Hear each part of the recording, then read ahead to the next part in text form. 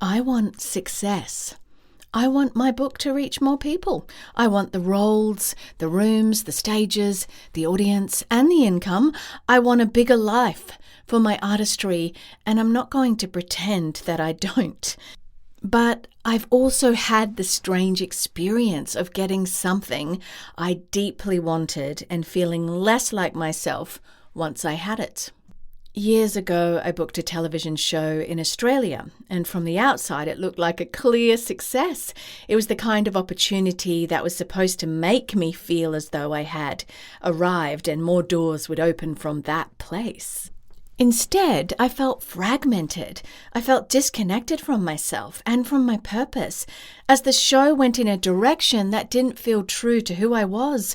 I spiraled emotionally, and because it was public, the shame felt public too. That experience forced me to ask a question I'm still asking now. Can you want significant success without losing yourself on the way there?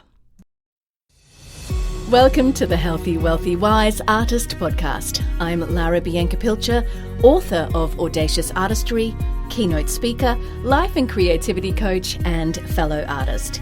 This is the podcast for artists and creatives who still feel called to create, but are tired of striving, comparing, waiting for permission, and wondering if their work still matters. Here, we talk honestly about the inner life of being an artist, the doubt, the courage, the burnout, the money, the waiting, the visibility, and the audacity it takes to keep showing up. Let's begin. I want to start by taking the shame out of ambition. Artists are often expected to say that the art itself is enough, that we would write the book even if nobody read it, perform even if nobody watched, make the film, paint the picture, create the music, or build the business without caring whether it reaches anyone. And yes, the act of creating matters. There is something sacred and beautiful about making art before there is an applause for it, and I believe in that. But artists are also allowed to want an audience. We are allowed to want recognition, meaningful income, larger opportunities, influence, and a career that grows.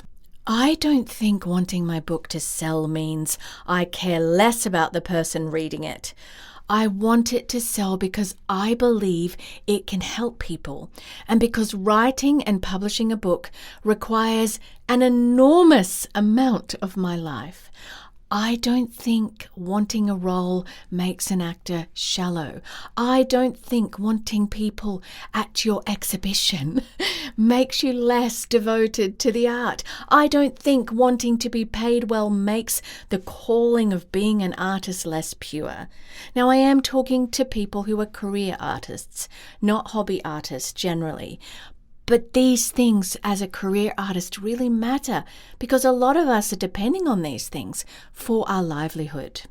Pretending we don't care does not make us better artists. Sometimes it only makes us less honest. So let's be honest. What do you want? Do you want the contract, the audience, the sale, the role, the invitation, the money? Do you want to walk into a room where people know your name? Do you want your artistry to take up more space in the world? I'm going to say that you are allowed to want that.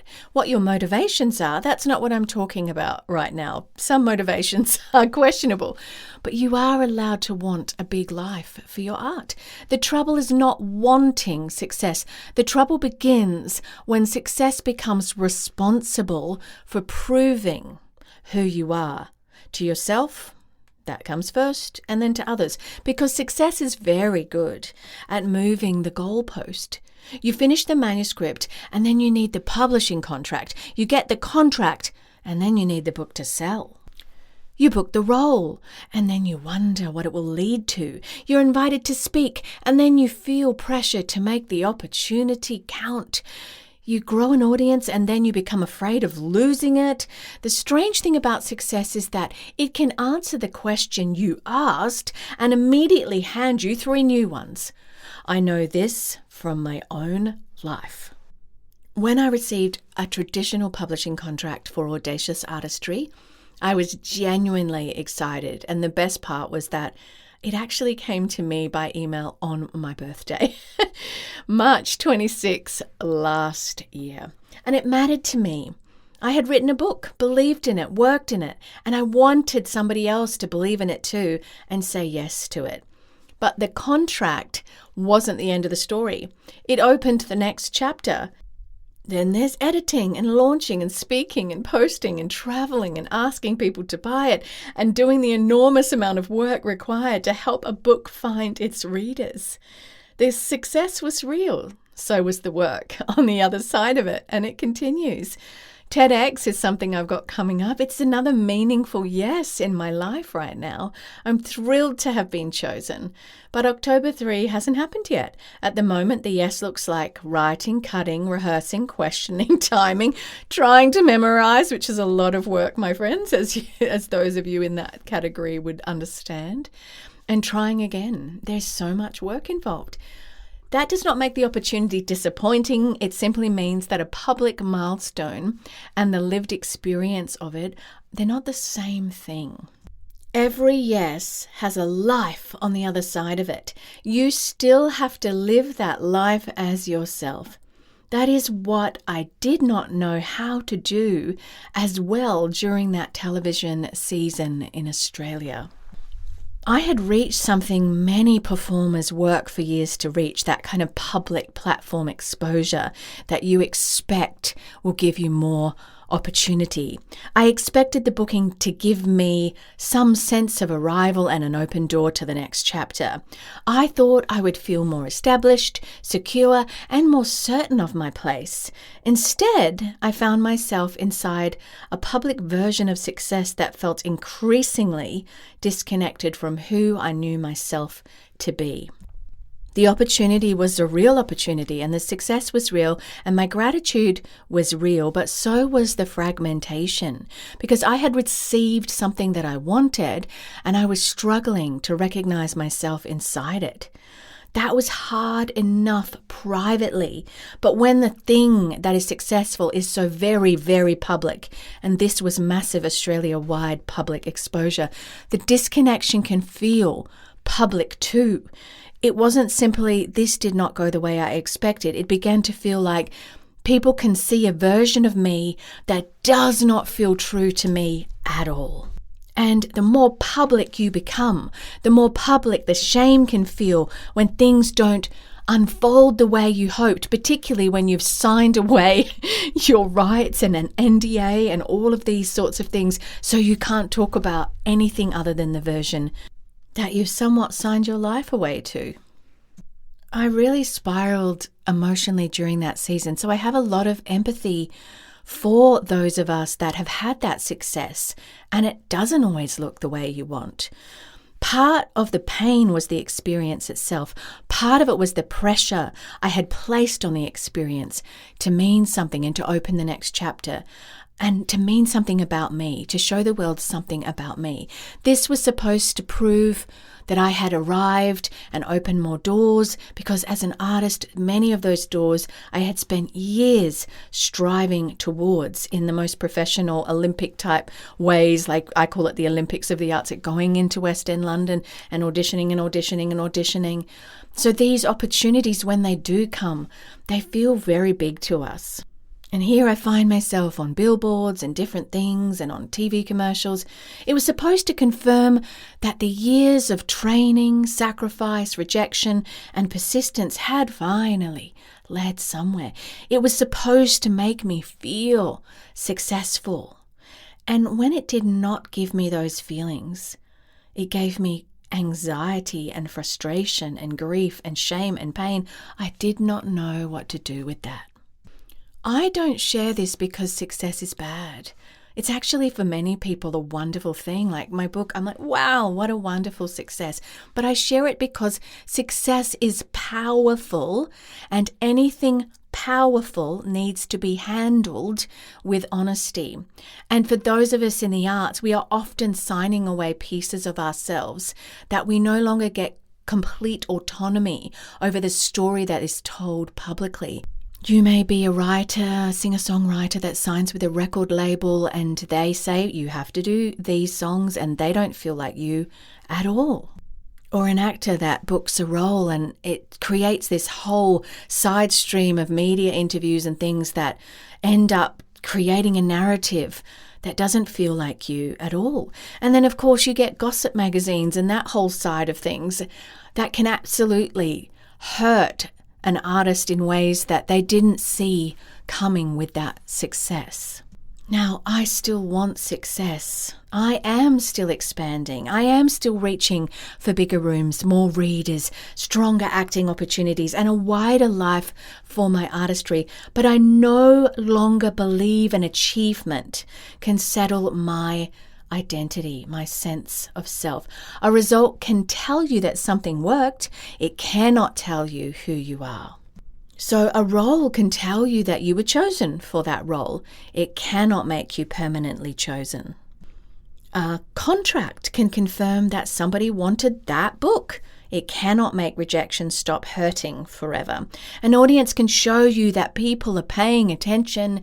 It cannot guarantee that they always will, or make you feel secure every day that they do. We ask success to do jobs it cannot do. We ask it to prove that we are talented enough. We ask it to justify the years we have invested. We ask it to silence comparison. We ask it to show everybody who doubted us they were wrong. We ask it to give us a permanent feeling of I have finally made it. And no achievement can carry all that weight. The danger begins when I want this quietly becomes I need this in order to know that I matter. That is what I want us to notice. You can want the thing. You can work hard for it. You can take risks, become more skilled, make brave decisions, and let your creative life expand. But the yes cannot be the place where your identity finally becomes safe. So what do we do instead? Do we lower our expectations? Make the dream smaller? Pretend we have stopped caring? No, not at all. The shift is not to want less. It is to decide what enough means before the next achievement decides for you. Enough does not mean I stop dreaming. It does not mean I become less ambitious or stop reaching for a bigger creative life. It means my life is not on hold until the next yes. It means I can celebrate an opportunity without asking it to become my entire identity. It means success can expand my life without becoming the thing that owns it. And it means I decide before the next big opportunity arrives what success is not allowed to cost. Here is the practical reflection I want to give you today. Take a page and write this sentence. I want blank line. I am willing to work, risk, and grow for it, but I am not willing to lose blank in order to get it. Then fill in the blanks honestly. I want the role. I am willing to train, audition, risk rejection, and grow for it. But I am not willing to lose my knowledge of who I am when nobody chooses me. Or I want the audience. I am willing to become more visible and learn how to communicate my art. But I am not willing to lose the freedom to make art I believe in. Or I want the successful creative career. I am willing to work for it, but I am not willing to lose my health, my closest relationships, my integrity, or my ability to be present in my own life. Your answer may be different. The point is to choose it now before success arrives with its own demands, before fear tells you that you cannot say no, and before the moving goalpost, and it does move, my friends, convinces you that one more sacrifice will finally make you enough. Before you decide what success looks like, decide what it is not allowed to cost. That, to me, is an audacious path to success. It is not only about reaching the bigger room or opportunity, it's about arriving there when you do as yourself, feeling connected to who you are. I can want more without needing more to prove that I matter. I can receive success without making that my identity. I can have a bad week too without making that my entire identity, even though I might feel sad for a few days. And I can decide that how I get to that success matters as much as getting there. And if this episode stirred something in you, my book, Audacious Artistry, goes deeper. In the chapter, I talk about audacious action and how to show up and continue to show up. And I explore what it means to pursue a creative life without letting somebody else's version of success define it for you. And please don't miss out on the free group study that is at the same site, because you can grab a group of artists, group can be 2, and go through it with others. And you'll find all of this and the free guide at larabiancapilcher.com/book. So yes, want the success. Name what you want without apologizing for it. Work for it, prepare for it, let yourself celebrate it when it comes, but do not ask it to tell you who you are. So the question I want to leave with you is this: what are you unwilling to lose on the way to the creative life that you want? Your success may expand your platform, your income, your influence, or your opportunities. Let it expand your life, but don't let it own you. Until next time, keep creating, stay audacious, and remember your artistry matters. If you are listening on Spotify or Apple or any other platform, could you just scroll to the bottom of the page you're on and hit the 5-star review? If this has been meaningful to you and you come back and show up every week for coaching, it would mean so much to me to get that, because it helps me reach more people just like you. Or share this with a friend so that they can get the help and support they need on their creative journey also. Thank you for listening to the Healthy, Wealthy, Wise Artist podcast. If today's episode spoke something into you, my book, Audacious Artistry, Reclaim Your Creative Identity and Thrive in a Saturated World, goes deeper into this conversation. You can also download the free 10-week group study guide and walk through the book on your own with a friend or with a group of artists. Find the book and free guide at larabiancapilcher.com/book. Until next time, keep creating, stay audacious, and remember, your artistry matters.